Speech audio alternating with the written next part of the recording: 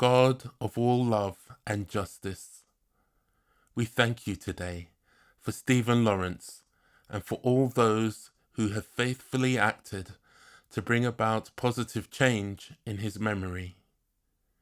We thank you for Doreen and Neville Lawrence and for their tireless efforts to bring about justice for their son, Stephen.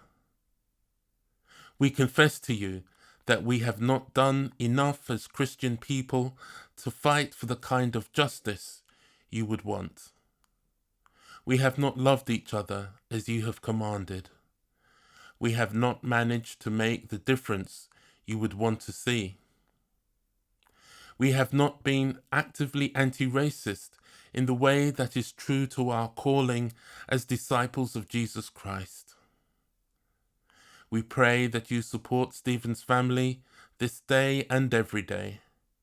We pray that you support the Stephen Lawrence Day Foundation in their work to inspire a more equal, inclusive society and to foster opportunities for all marginalised young people in the UK. May we also do our part in creating a society in which every child can flourish and reach their full potential. Amen.